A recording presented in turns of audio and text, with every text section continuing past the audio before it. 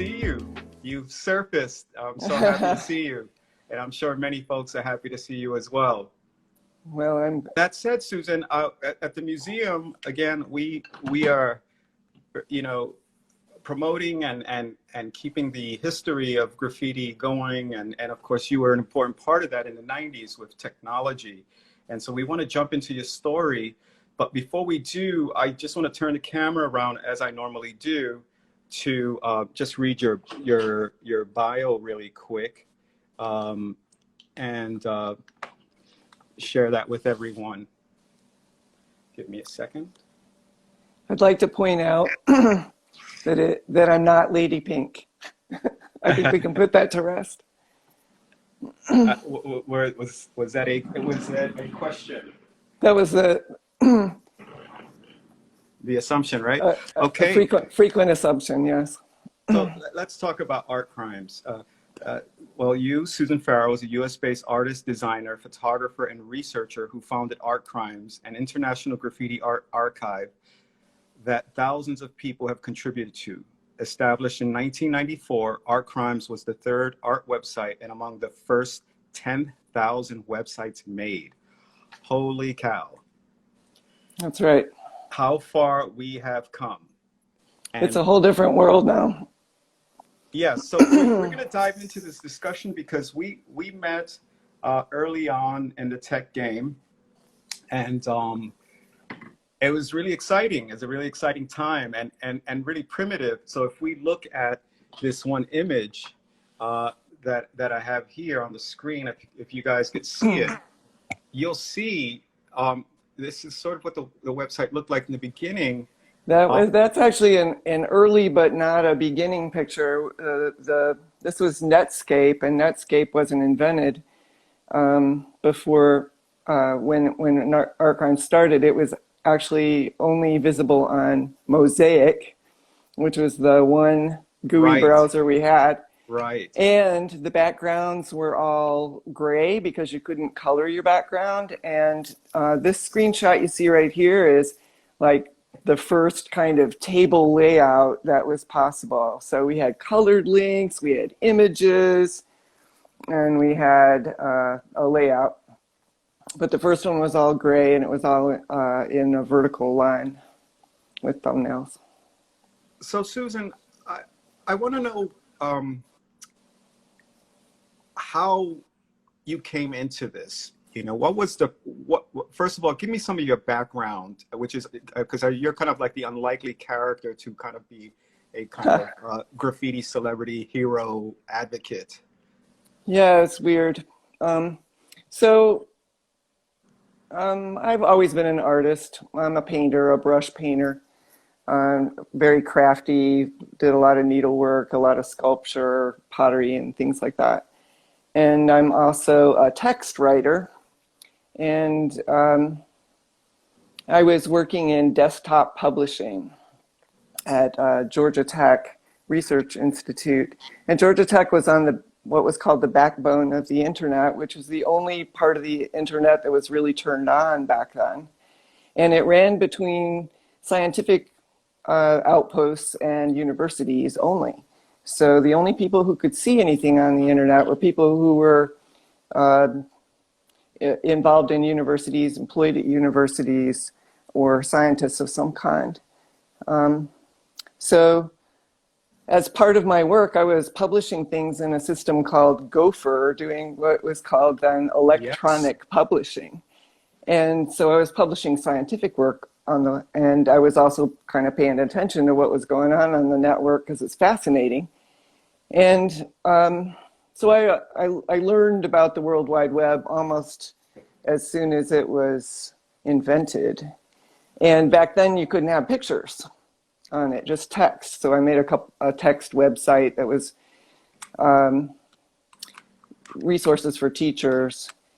But I was, and interestingly, I suppose I learned HTML on a chalkboard there at Georgia Tech after hours. But I got very excited about this medium, and as soon as I saw it, I thought, wow, this is really the state of art for multimedia cross-platform for the next 10 or maybe 20 years. And so I need to be working in this area. So I got very excited about it, and had been a graffiti photographer since 1986. How did that come about? Well, I'm just fascinated by graffiti art. As soon as I saw some, I was interested. There was And a little 86, street. that's early. Where Yeah, were you located?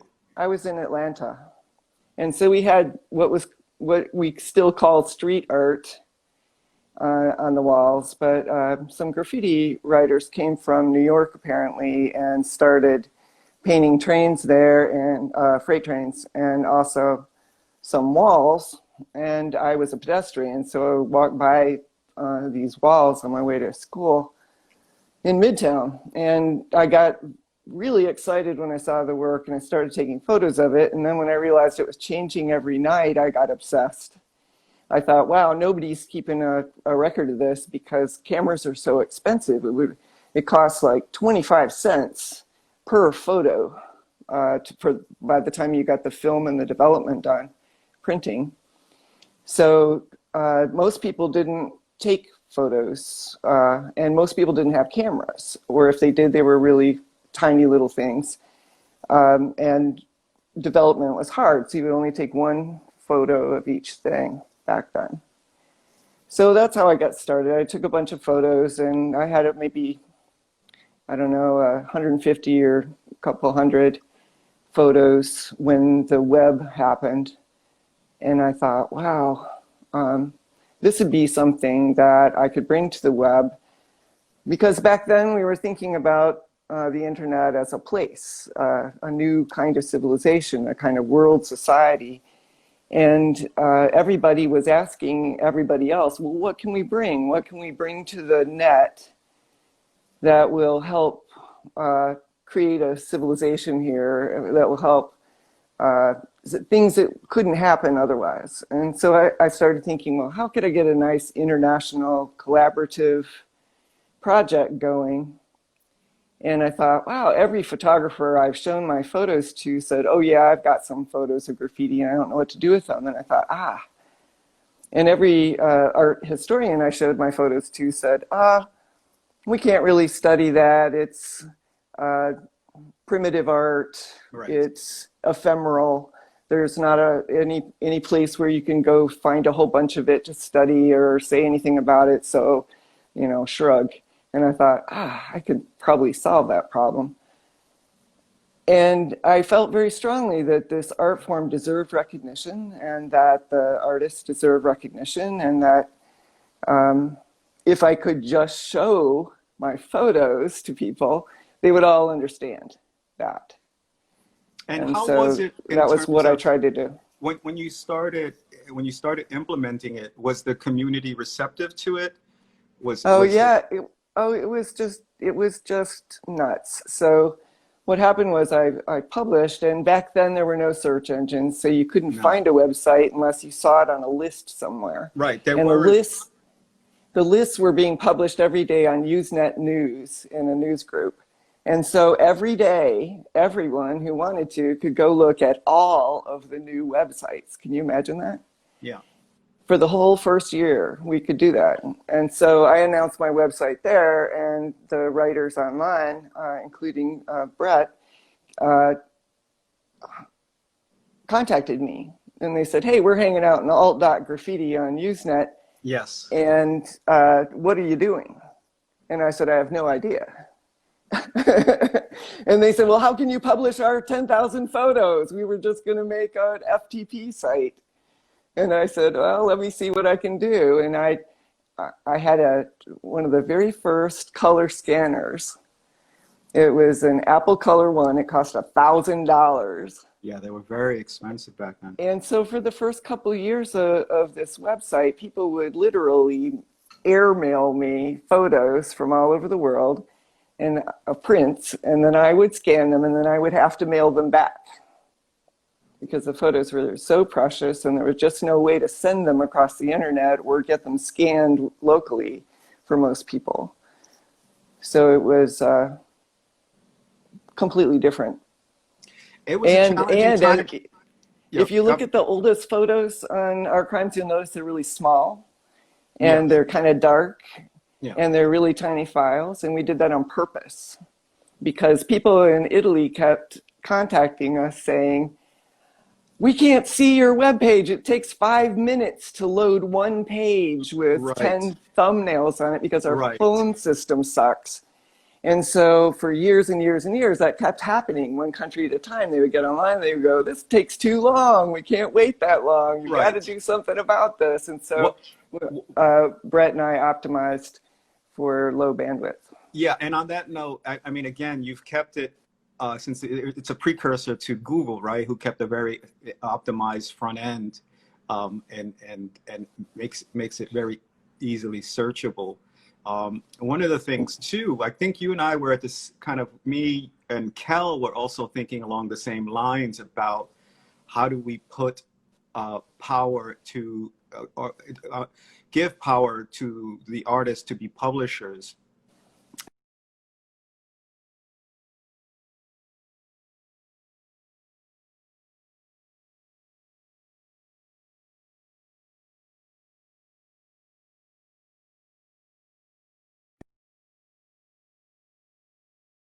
Put Sorry, pictures on there. my phone just kind of clocked out. But you know, I what really, I was gonna point out about optimization is that we figured that out early too. That you don't want these heavy, because graffiti's so heavyweight in terms of the graphics and pictures. We were like, well, how do we get online and do this? And then we figured out that you guys were on there too, and it was just kind of like, oh shit, this is really the new layup. This is kind of like the new thing we kept thinking about, that artists from around the world, all of a sudden going to be able to kind of like, not just learn and share pictures, but they were going to network and expand this culture. well, my first thought was, this web thing is going to make it possible for full employment for artists. I'd been a starving artist until I got into academia. And I thought, wow, artists are going to be able to take this medium by storm. They're going to be able to, anybody who gets computer skills, who's an artist, is going to work forever, right? And I thought, wow, why not these artists? Why not these graffiti writers? If they want to, they should be publishing their own stuff. There was no reason for me to be the curator, except for the fact that I had the skills, right? So I spent a lot of time trying to disseminate the skills. I wrote how to scan your own stuff, how to make web pages. I hosted Yeah, a lot of the initial websites because there were no web hosts. no, there wasn't. And I have to just kind of shout you out on this because it was posted today that Champs from Phoenix, he shouted you out for giving him his first computer. Such. Yeah. Yeah. Forgive me. Yeah, hi, Such. Yeah. So yeah, I gave away a lot of computers. Yeah, and as I finished with them. Right. It's so important to share that because you were this advocate of technology, of bringing the culture online. But did you like me see that there was going to be a digital divide for some time because of the both two things, right? The learning curve and the high costs of computing. Well, there was more than just that. There's, the continent of Africa with no copper phone lines, right? Africa had to wait until somebody decided to install cell towers. So the digital divide was not just along economic lines, but it was about the physical infrastructure and the knowledge and the access. And it was really, really hard in the beginning because there were no internet service providers. There was nobody you could pay money to let you online. And once there started to be some of those, you couldn't find out about them unless you're already online. It was a catch-22. Right. And you had to call them on the phone and get them to send you a CD or a disc in the mail. And then you had to hope that the installer and everything would connect you to their modem pool, and then you could be online. But it was slow and it was hard. What modem speeds are we talking about? My first modem was a 1200 baud. By the time the web happened, we were mostly using 14.4s, I think. I'm not sure. Yeah, it's super slow. And by the way, folks, some of the images that we're showing in the background are global images, and like these happen to be local from Miami, but or no, these are not Miami, my bad. But that you've managed to kind of like gather this kind of international community. At first, were you overwhelmed with the amount of content you were getting and having to manage this content? Well, that never stopped. I was always overwhelmed with the content I was getting, both in terms of it being blowing my mind because it was so, the artwork was so great, but also the volume was really stressful. I also got tons of email, and I got a lot of people's first email. Yeah, Carlos, your images are super blurry. They are? Yeah. Shoots. What is going on? But at any rate, these are all from Art Crimes, so everybody can go see them at graffiti.org. The Shoots. I don't know what's going on, that we're just keep having some bandwidth issues or something. I mean, my bandwidth seems okay. Brett, We'll repost. let's just soldier on. Yeah. So, All right. So I wanted to say that Brett joined me on day 2 because I invited him to help me figure out what I was doing. I wasn't in the hip hop community, so people were sending me email I couldn't understand. I needed an interpreter to tell me what that email was about, whether it was positive or negative. Pause on that thought. I know. Pause on that thought for a second. But like, how did you manage to start understanding style and just in putting this in context, right? Like style, geography, pioneers. How did that start coming together for you? Well, Brett really gave me a lot of guidance there, trying to, and actually the whole graffiti community that I was in touch with tried very, very hard to educate me as quickly as possible. They told me what to read, they told me who to meet, they told me where to go, they took me on photo safaris, and they explained the world to me so that I could understand what is good about a good piece, and how to tell the difference between something that's original or something that's a derivative or a bite of something else, and also to understand who the style masters are, so that when you see a particular arrow or an S or something, then you know who invented that and can place it in time. And that takes a very long time to get that knowledge, but the community was very kind, and I think that it was helpful for all of us, for them to educate me. Yeah, the other thing too, outside of style, you were also documenting some street art as well. You were bringing street art into the conversation early on. Yes, and I think that was because I was so interested in the whole idea of guerrilla painting. Doing art for free is a very revolutionary act. People would say to me, "Oh, that's not graffiti," when I would show them my photos, or they would say, "That's not art. Art is what I pay money for and hang in my living room, and that's just stuff that happens, for free on the street, so it can't be art." So disentangling these things was something that was important to me. And a lot of times these street art images were next to graffiti, or they were on the wall before the graffiti happened.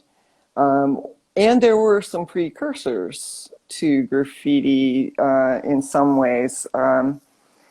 So there were people that were becoming very famous in New York doing street art in the 70s, when spray can art began with the advent of spray can technology. And so there were also some crossover people.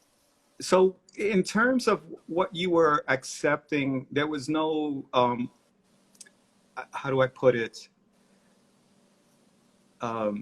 It seems like you were accepting every form of graffiti, so to speak.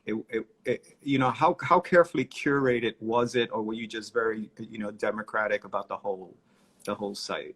Well, I tried to choose based on aesthetics, and sometimes those were my aesthetics in the beginning rather than graffiti community aesthetics. Sometimes some people would come to me with great photos, and they would be writers who were just starting out, and so I needed to publish their photo of their piece in order to show the other things that they had given me. Sometimes I really wanted to show variety too. So what you have on the screen right there is a case of real variety of different types of different forms of graffiti. So quick pieces and throw ups. Right, and it wasn't just the style in terms of variety; it was also geography, right? Like Yeah, from yeah, Motu did this piece in Munich. That the international audience was just as important to you. yeah. Well, also I got to say, you know, Dan Witz and Ron English were online when we started, and they had these fantastic street art images, and I just couldn't say no to them. And you know, even today, they're some of my favorite street artists. But these photos that I saw that I captured myself in Prague in 1994, and also the photos I was seeing from Holland and Germany were sophisticated. They had really cool paint colors. They were a different style. I became very fascinated by things like this Mode 2 piece you just showed. You know, how was that done, and why is it different than U.S. writing? I was particularly stumped by this idea that I could go to Czech Republic and find graffiti art written in English by German people. You know, that didn't make sense. I really wanted to find out about that, and so a lot of times I would publish things so people would tell me about them. So as you're publishing, you're realizing something, that this culture is also a kind of passport around the world, isn't it? It opened many doors for you. As one of the wise men said, graffiti culture is not just a wardrobe, it's a travel plan. Well said. I've never heard that I one. think that might have been Sikh. But yeah, so Art Crimes was always an open source cultural project. It was not a for-profit venture. We ran a store for many years because it cost us between $1,400 and $2,300 a month in bandwidth at the time, and we simply had to run a store to pay the money to keep it online. Right. So this is really a passion project. Yeah, it's my magnificent obsession. Well, you know what? Given that you were coming from academia, I at one point I thought you would probably publish a book or something. I considered it, but as I watched other people publish books, and as I looked into what it would take to publish a book, especially a color photo book with realistic colors, I realized it would be very expensive, and that the price of the book would be so expensive that the audience I was publishing for wouldn't be able to afford it, and also that that there is so much contention in the community about who gets published in books and what was said and whether the caption was correct, that I didn't want to fight those fights. I felt like the web gave me a better opportunity to make mistakes and recover from them. So if I had a wrong caption, I could fix it. If if I had a photo up there that was particularly objectionable for some reason, and people could tell me about that, and we could think about that. Right. I was going to ask you about the Yeah. scrutiny that came with it from the community, Oh, about being an outsider having quite a bit of power and say, in by virtue of the website. Yeah, I regretted that in a lot of ways. I didn't want to be the person in this position, really. I and yet it was inevitable. So I was the bottleneck in a lot of ways. Brett helped me a lot, trying to help me choose things. So a lot of times I would make the first cut, and I would say, "I'm thinking about publishing these," and he would say, "Well, not that one and not that one." And then we would talk about why not, and then I would learn something.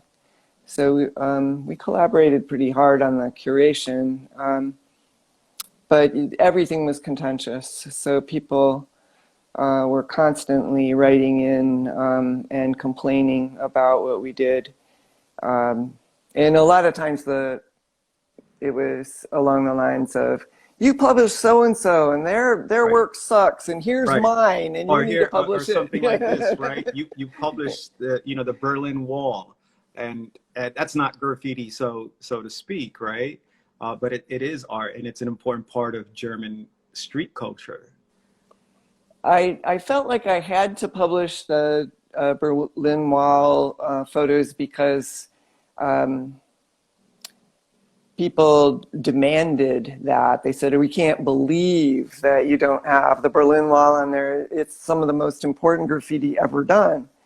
And even though it is, in a technical sense, excuse me, graffiti, it's just not graffiti culture graffiti. It's what some graffiti artists call non-graffiti graffiti, which a term I love. So people risk their lives to paint this in many cases. And it was about important political things. People were trapped in Eastern Germany and wanted to get out. And they had, an underground scene there that was very important. Similarly, the Irish Troubles murals were in popular demand. People just demanded that I show those.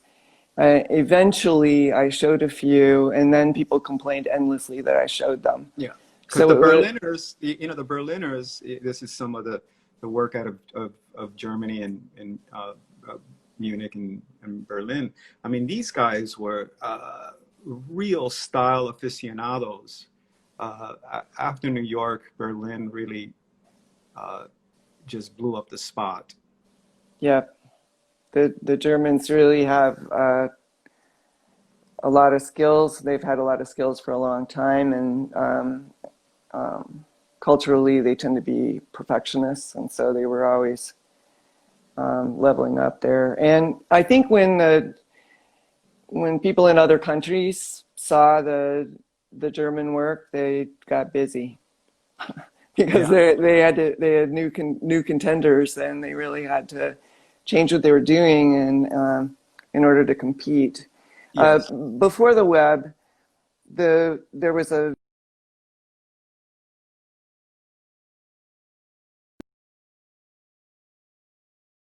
they were, to some extent, videos, and people would trade those internationally. So somebody who was publishing magazines would send a box of magazines to somebody else publishing magazines, and they would trade boxes because there was no money in it, right? So all they could do was barter them, and then they would sell whatever they had locally in paint shops and so on.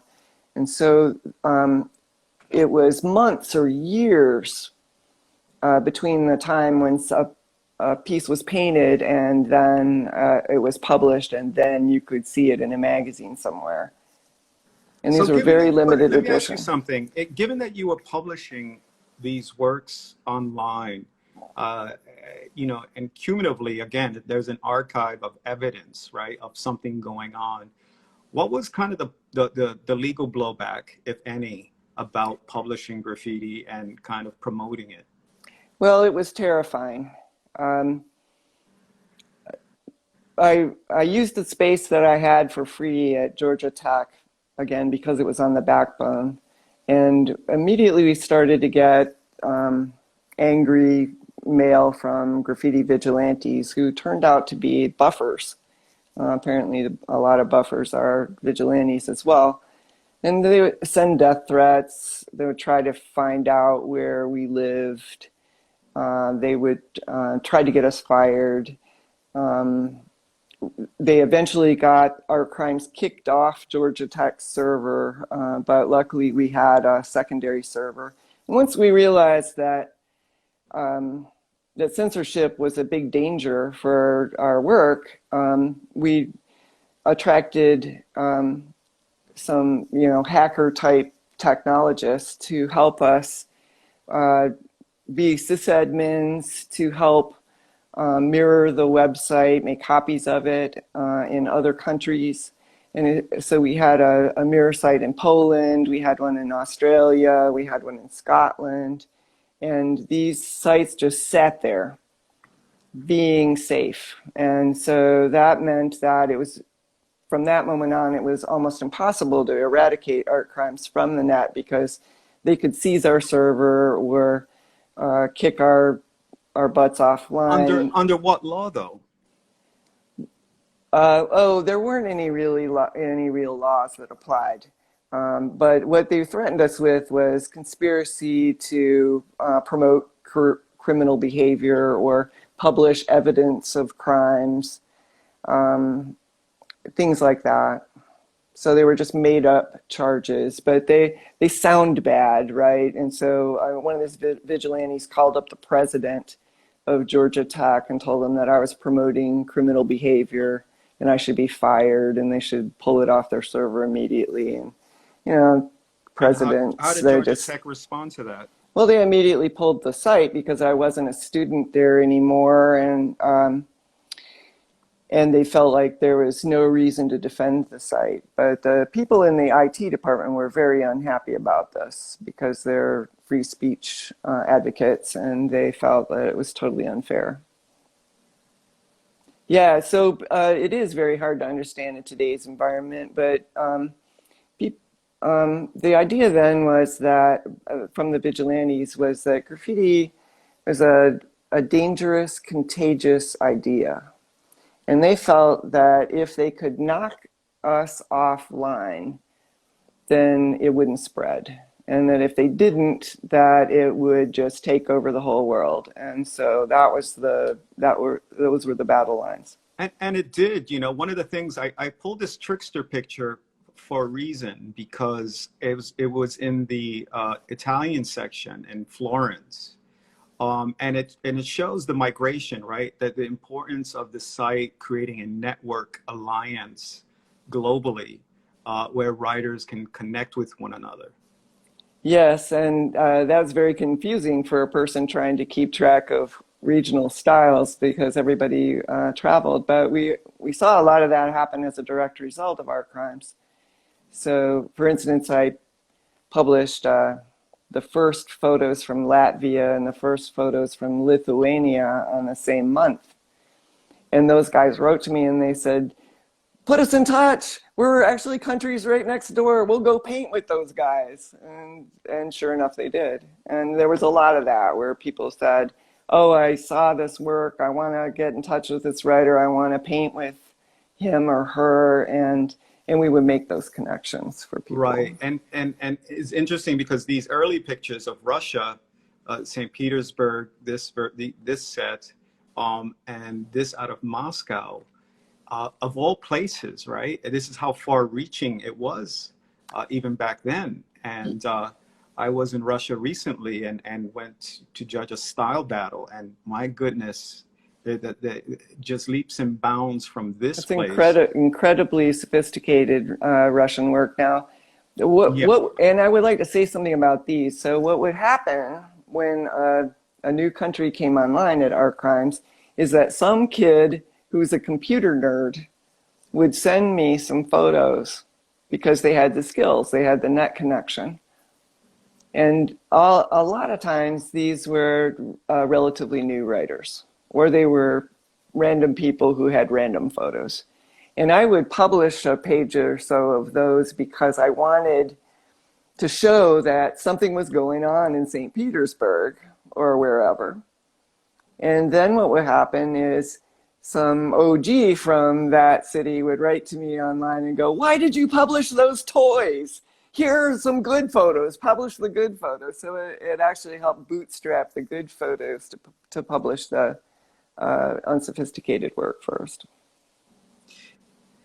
And here you see more sophisticated Russian painting, one from 2000 and one from 2001. And you start seeing the influence of, especially above, probably seeing the influence of Chrome Angels a bit with the character, but below you're clearly seeing Dime as an influence. And maybe gaze. And maybe gaze, right? And a question, have any other countries reached out to you regarding art crimes and like, you know, like for instance, Poland or any country that is coming out of a fascist or dictatorship experience like Spain? You mean writers in those countries? No, officials. Officials. I got some weird email from Siberia a few years ago, and it was from an official at a school there, and they said, "Hey, we just saw you publish this guy Chemist on the front page, and Chemist was doing these really sophisticated 3D works, and he's from Prague or Czech Republic, I believe Prague, and they said, how can we get this guy to come paint with our children at the school?" And I thought, wow, that's weird. But they were writing from an official address, so I figured it was legit. So I connected them. I sent their email to Chemist as I normally would, and said, "Gee, you know, if you want to, this is weird, but maybe you'd like to take them up on that." And what I had told the school was, there's no way that you're going to be able to get somebody there in 2 weeks, given how long it takes to get visas. They said, "We're the government, we'll handle it." And sure enough, in 2 weeks, he was there painting with those kids. And it was just the most amazing thing. Now, this is one ABC. Yeah, and this was for me, this was an incredible find on art crimes. Yeah. And again, the power of the culture of the art, and that it's an applied art that can be on anything, including a helicopter. This is the first time I've ever seen a helicopter painted. I've seen something on planes. Yeah, I think I've got a couple planes on there too. It was really hard to try to fit them into our information architecture because we didn't have an aviation category. And so as I love this piece. As you think about the impact, right? You know, the global impact, and now the saturation. You know, we're at a saturation point. And how has art crimes changed in that way in terms of contributions, but also that, you know, the artists now have the power to publish. They understand it's easier to publish their work.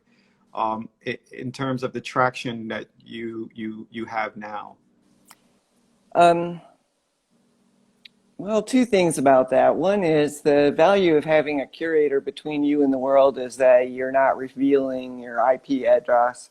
You're not possibly having some kind of information leakage that would compromise your anonymity or your security. So for a long time, that was better. However, I always wanted people to make their own websites. I wanted people to be in control of curating their own work. That's what artists should be able to do, right? They shouldn't be at the mercy of someone else, let alone somebody like me outside the culture. So when it became easier and easier for people to publish their own stuff, I was into it. I thought that was best. Of course, several people managed to get arrested doing it, as I'm sure you all know. And we also had other problems like that where for a long time, Art Crimes published graffiti events worldwide. So if we found out about a show or a battle or some kind of get together in advance, we would publish the flyers and so on so that people could go there. But then it turned out that the police started reading that and they would show up at the gallery the day before while the artists were there hanging, and they would arrest them. So it became a bad idea to do that. And did you stop?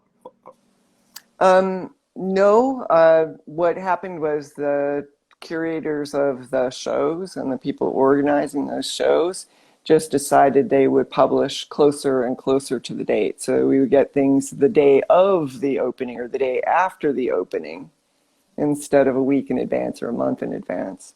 Of course, you can't do that with a battle. But on the other hand, you don't need to invite the whole world until you have the lineup. So there was there's always a very vigorous communication network that didn't depend on me. Right, and something in that was also compromised rather, right? The anonymity factor of the artists, is it's hard, right? It's kind of hard to be anonymous these days. It's very, very tricky. It's almost impossible to be anonymous online, and no one should think that they can be. Even sophisticated hackers are regularly make mistakes and are unable to keep themselves safe. So no one who isn't a sophisticated hacker should even pretend to try. You should always assume that it's going to be possible if somebody really wants you, like the government, to figure out where you are and what you're doing. And the rise of the surveillance state connected to the internet and our telephones and so on is tragic. And it's something that we saw coming from the first days. But it's not getting better, it's getting worse. So, and what do you see in terms of the implications of publishing graffiti, online? Do you think that there is kind of a COINTELPRO program that keeps a log of everybody and their work? Given that with the rise of AI, I often wonder, will AI be able to kind of discern names and writings on the street? I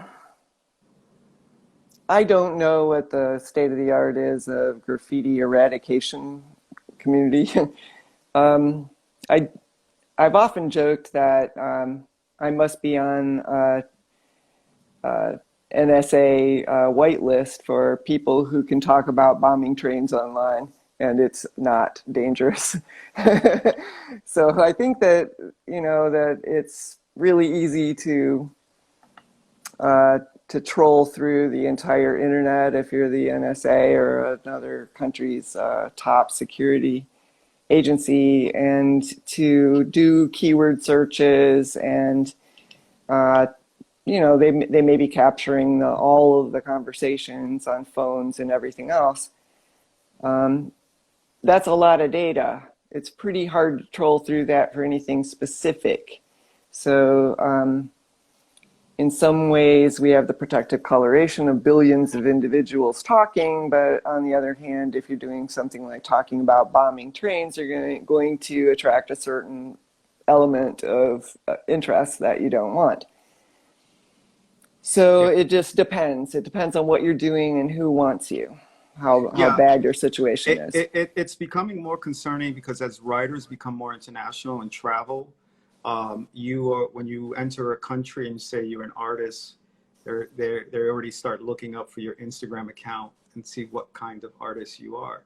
Well, yeah, and Australia is really famous for banning writers that they've caught, kicking them out. Germany will kick writers out forever, so will Austria, as far as I know. In Italy, as far as I know, they still shoot at train writers.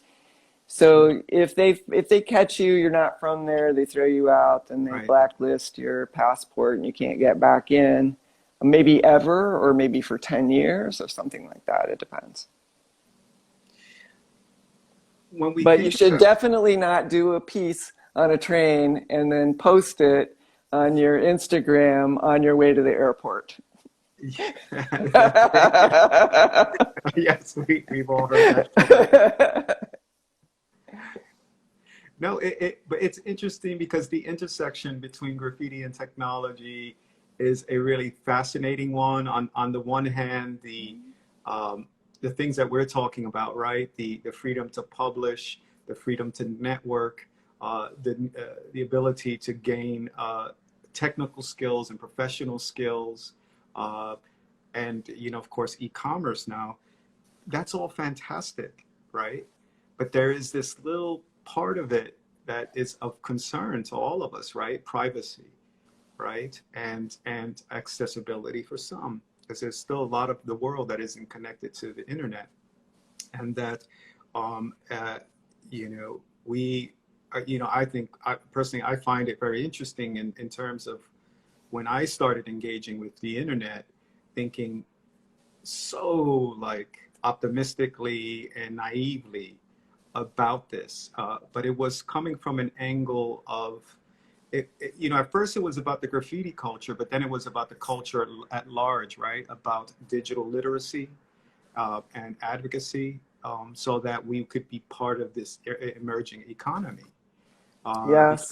Because in those days, in the 90s, I used to go to LA and other what do you call it, like SIGGRAPH, all the big technology events, and they weren't black and brown people in those places, No. and it was just let alone hip hop heads, and I'm running around with a laptop trying to show them graffiti and hip hop, and it was something that was so alien, and but one thing that's true about hip hop and graffiti, so to speak, the first adapters, they make something their own and really leverage it as much as possible. Everything from the beeper to the cell phone to the computer. This reminds me of the first B-Boy Summit I went to where I met Crayon. And he and I were both running around trying to talk to people about the internet. And he had postcards that said hiphop.com on them. And our most frequently asked question was, where is the internet? Yes. And so I spent a great deal of my time explaining to people where is the internet so that we could have a conversation about it. And so I would tell people, well, it's hidden inside the phone lines, which Yeah. was true enough. And You, it was enough of an answer that people could then move on to what do you do with it and why would I care? so share the story about the phone.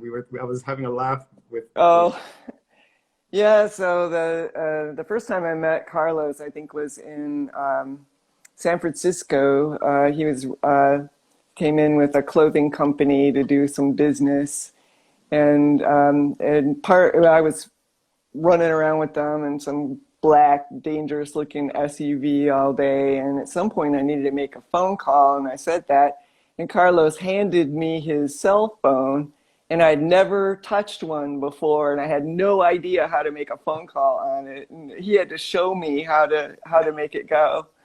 the the times have And this changed, was huh? this was about 1995 or six. Yeah. Oh no, it must have been 95. It was probably early 95, I think. Yeah, I was so excited to have connected with you and Brett, because I was kind of this unlikely geek, and it was Kel that really turned me on to the computer. And the first thing I did with the computer was like, okay, this is what we're going to do. I was very clear about the purpose of and I learned technology by trying to translate culture through technology, right? Graffiti, doing the first 3D graffiti animations and all that stuff, trying to learn software. And it was awfully expensive. It was Yeah. crazy. And we were rather nefarious in how we managed to acquire a lot of technology. A lot of our friends back in them days were like, damn, how do you guys get all this stuff? But it that's one part of it, but the other part of it was the knowledge base, right? And this is where you come in with this tremendous background in technology, to be able to guide us and a lot of people through these like ones and zeros, let's just say. What I used to say to folks was, you can do this. Third graders do it. You can do it. It's just that you have to learn how. And the computer knowledge, computer education is all failure based. And what I mean by that is, you need to do something. You figure out how to do that thing. You get halfway through it and you get stuck. You can't get any farther. You're stuck, mad. That's when you learn something. And then when you learn something to get you past the stuck place, you never get stuck there again. You get stuck at a whole new place, right? So it's failure based. You fail, you learn, you fail, you learn, you fail, you learn, and you have to have a pretty high tolerance for that. So as we're winding down with the last 5 minutes, where are we with art crimes, and where are we after art crimes? Where's technology, and you see technology and the creatives going in the near future? Those are a lot of questions. That's not just one question. Okay, so for art crimes in a nutshell, what I've done is I've archived the 20-year-old website. Because I didn't want to change it after that. I didn't want to change the look and feel of it. I felt like this was an artifact of the early web, and it was best preserved like that. And then, well, my hope is that we will make a copy of the material and put it in a new container. The art crimes happened before databases on the web, before CMSs on the web, before most web technologies, before search, everything. So that means it's all flat files. It's all text files. It doesn't have scripting. It doesn't have any sophistication at all, which is why it survived, because it's very easy to make that work in any browser, anytime. And that's important to me. So I wanted to create and save a copy of something that would just work from now on, as long as there's an internet and a browser. Yeah. And that would serve as this artifact from the early web. But I also would like to see the site progress. However, I think after 20 years, I'm kind of done being the curator here. I was uncomfortable doing that to begin with. Now I just don't have time. So what I would like to do is to give the art crimes back to the community and have it be community curated. And so I've got a team of developers who have committed to convert the site into a modern container and make it a multi-login, and then we can invite curators, a team of curators, to try to manage, the new version, whatever that will turn out to be. It really needs to belong to the community. Yeah, and it's a public thing. Thousands of people, literally thousands of people, have made this website what it is, and it needs to continue to be part of the community. Yeah, that is so gracious of you, and I'll underscore that. The amount of work you and Brett put into this project over the years is tremendous. It is, again, when you start thinking about backends and servers and bandwidth issues, that's something that doesn't really exist anymore, right? Yeah, we had to buy old servers, beg and borrow old servers. It was ridiculously expensive. I probably spent $20,000 of my own money over 20 years, which is cheaper than owning a horse, probably. But it was not nothing, right? It was very, very hard to keep it online then. Yeah, now it's also easy to keep it online. Right. I'll say this, Susan, and really on behalf of the graffiti community. You became a part of this community and did us a service that was just tremendous. I always thought it was right up there as important as when Style Wars dropped, you know, that it was transformational. And this was transformational in kind of, and still is in a very expansive way because of the internet, right? And more importantly, you've created this archive and record that reflects how this culture has developed internationally. And that is huge. Yeah, that is a huge thing to give to the world and to society, because and many writers here from Chrome and others and such, and who have been moved and inspired by the work of art crimes that was done, that you were doing early on. So props to you and Brett and everybody else who supported you guys, because Well, it was thank you very much. very It was important. my honor to serve the graffiti community, and I've felt that graffiti writers are my tribe. That I have more in common with writers than I do with other folks, and I've been embraced by the graffiti community, and many of my friends are writers. Yeah, And you're getting a lot of, I don't know if you're reading any of the props, but you're getting so well, much love thank for you, what you've everyone. done. And Thank you for helping. yeah, and I'm so glad, you know, so, you know, on behalf of the museum, I want to thank you from us here who are pushing forward and recognize your hard work and celebrate it. And we want people to know that you have had a tremendous impact and continue to have an impact. And so, Well, thank you. People have asked me before what I thought the effect would be, how history would judge art crimes, and I have always said, you know, that's not up to me. We'll just have to wait and see. But it's not all positive, right? So one of the early criticisms that I'd like to acknowledge was that writers were very concerned at the beginning of the web that publishing work would cause regional style pollution. That we had lovely regional styles beforehand. You could look at a piece and know that it was a Dutch piece. You would know that that was a German piece. You would know that that had to be in New York. And so the people were very concerned, and sure enough, it happened, right? I started getting yeah, photos from Serbia of people trying to bite AWR styles.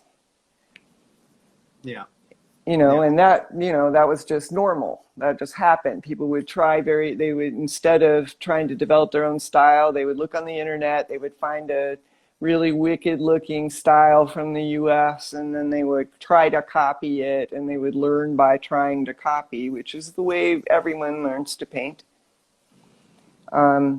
But it wasn't, there was some, they missed out on developing their own regional styles, often for many years, and then had to go back and develop a regional style. So right. it wasn't as catastrophic as people like SB really worried that it would be. But on the other hand, it did have that effect. He Yeah, was absolutely right about that. yeah. And that's something a lot of people debate about, and I get it, but I also see that, you know, that again, when I mean expansive, it's so expansive in the this adaptation, right? That yeah, I'll take from you, I'll take from you, I'll take from you, and it's really, that's in the tradition of somebody great like Knock 167. He took from all of the best, and he made a gumbo and became this great style master. He found himself. Some people won't find themselves, and some people may, and some may just kind of be fixated on, you know, certain parts of graffiti in terms of painting like someone, not style specifically. And I think there is, I don't know where the healthy balance is because of all the saturation. And again, being a sculptor, I'm like kind of like, whatever, you guys figure it out. I've already figured that part out of my life, right? But that you know, the culture, in spite of itself, has created a very important ecosystem that helps, that sustains itself, right? Regardless, right? Yeah, It's yeah. not just a creative community, it's an economic community as well. Well, it had a lot of good effects. Like we saw, um, for example, before, probably before and after the web happened, T-Kid touring Europe, kind of like Johnny Appleseed, right? Going Hmm. around and painting with everybody and showing them how he was doing stuff and spreading his styles around. But it became much easier to do that, go on tour, meet people, have places to stay, join in competitions, Yeah, make friends. I think we all did that. yeah. Uh, I'm Art going to read crimes you. also helped us learn geography. Yeah, of course. That's a Where good is one. This is so true. Azerbaijan? Now we all have to find out. You know, Nicer, I'll read this to you. Nicer says, "You helped this art form become global, and I'm glad I was there to see it." Uh, Well, every, shouts to the Tats crew. They've been part of the fam for a long time. Very, very supportive. yeah, yeah. Well, Susan, I'm going to jump on with Brett. So now, you guys, you got the first half with Susan, the founder of Art Crimes, and I'm so proud, you know, to say that we're friends and that we were both there at about the same time, trying to uh, push this culture forward into technology. That her impact is felt and continues to be felt worldwide. So, you know, big ups to you and Brett and all, again, all the people that helped make this happen in the background. And so, Thank you, Carlos. It's been my pleasure. I really appreciate being included, and I'm excited about the Museum of Graffiti. I hope that once the plague passes, I'll be able to come visit. yes, yes, Will I still be able to participate, watch after we stop talking? yes, of course, of I'm an course. Instagram newbie, so I don't know how this works. Yes, yes, I know. Those All right, I'll kind do of, right. nothing So, and I'll still be online with you, you right? know, if you had an Art Crimes Instagram, it would be off the rails. But I get where you stand on all this technology. I don't believe in the Facebook privacy debacle. I think it's just terrible, and I think Yeah, that they have nearly destroyed democracy in not just our country but other countries. So I yeah. voted with my feet there. There you go. So with that, my dear, thank you. Thank And you. folks, stay on for the next part of the Art Crimes interview with Brett Webb. I'm going to end this and save the video and then come back on. Black Lives Matter, y'all. Yeah, there you go. Thank you.